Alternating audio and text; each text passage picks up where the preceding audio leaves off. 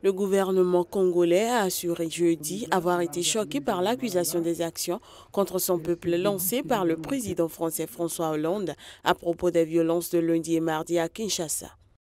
Le président français a rappelé qu'il avait déjà prévenu qu'il ne transigerait pas sur les dates des élections en République démocratique du Congo. À se demander si la République démocratique du Congo était devenue un nouveau département d'outre-mer, issu de nouvelles conquêtes de l'Hexagone. Nous n'avons pas été au courant de cette guerre-là. C'est lors d'une conférence de presse ce mercredi à l'Élysée que François Hollande a donné la position de la France concernant le référendum constitutionnel du 25 octobre. Le chef de l'État français a appelé au respect du choix du président Denis Sassou Nguesso de consulter les Congolais. Ensuite, une fois que le peuple aura été consulté, cela vaut d'ailleurs pour tous les chefs d'État de la planète. Il faut toujours veiller à rassembler et à respecter et à apaiser, a ajouté le président français. L'avenir du Congo s'écrit en République démocratique du Congo par les Congolais eux-mêmes. L'avenir du Congo ne s'écrit pas à Paris ou dans les couloirs des Nations Unies. Le ministre des Affaires étrangères congolais Jean-Claude Gakozo a quant à lui salué des propos pleins de responsabilité de la part du chef de l'État français. Depuis le début de la mobilisation, 4 personnes ont été tuées dans les violences à Brazzaville et à Pointe-Noire d'après les autorités. L'opposition, elle, dénombre une vingtaine de morts et dénonce l'utilisation d'armes létales pour réprimer les manifestants.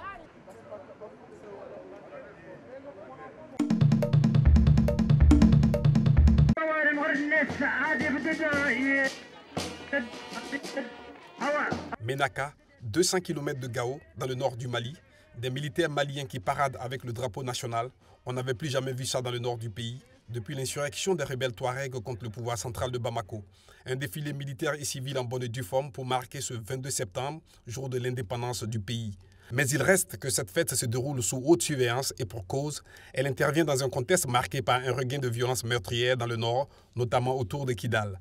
Lors d'une interview, Bilal Ag-Sherif, secrétaire général du Mouvement national pour la libération de l'Azawad, a mis en garde contre les risques de voir capoter l'accord de paix. Il faut dire que Ménaka, localité située à 200 km de Gao, non loin de la frontière avec le Niger, a toujours échappé au contrôle du pouvoir central malien. La localité était contrôlée par le MNLA, du moins jusqu'à courant avril-mai, où le MNLA a été chassé de la ville par la Gatia, un groupe d'autodéfense pro-Bamako. Même boutés hors de la ville, les rebelles mais aussi des bandits parviennent à y semer la terreur en menant des attaques et autres actes de pillage. Suite aux dernières violences, Washington a exprimé ses inquiétudes et invité les parties maliennes à éviter tout acte de nature à compromettre la paix. Malgré les difficultés, la communauté internationale demeure très optimiste et veut voir dans la fête à Ménaka une grande avancée sur le chemin de la pacification du Mali.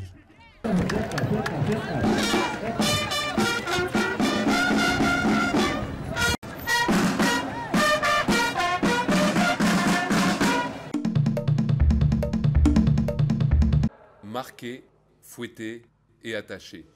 Entre le 15e et le 18e siècle, des centaines de milliers d'Africains ont été envoyés en Amérique depuis la Guinée-Bissau. Un mémorial de l'esclavage ouvre ses portes dans la ville de Cachéou, autrefois l'un des centres névralgiques de la traite négrière. Il se pratiquait ici un commerce de produits locaux et autres. Mais comment cet échange se faisait? Il s'y pratiquait en fait des échanges directs de produits locaux contre des hommes et de produits européens contre des hommes. Plusieurs traces témoignent de cela. Ces hommes partaient vers les Amériques très affaiblis. Cette casserole commune servait à nourrir tous les esclaves. Cette marmite était trop petite, alors chacun prenait une petite part. Les recettes étaient basiques et rapides parce qu'il fallait vite retourner travailler. D'autres lieux symboles de l'esclavage sont aujourd'hui ouverts aux touristes. L'île sénégalaise de Gorée est régulièrement visitée par des chefs d'État comme le président américain Barack Obama en 2013. Et la Guinée-Bissau, l'un des pays les plus pauvres du monde, veut aussi sa part des recettes touristiques. L'idée du musée est née en 2010 lorsque des descendants d'esclaves identifiés grâce à leur ADN ont fait le voyage jusqu'à Cachéou depuis le Brésil et les Antilles. Quand ils sont venus, ils ont commencé à raconter l'histoire. Beaucoup de gens ont pleuré ce jour-là et d'autres se sont dit que peut-être celui-là est mon parent. Et après, on a organisé la danse et même moi, j'ai dansé ce jour-là.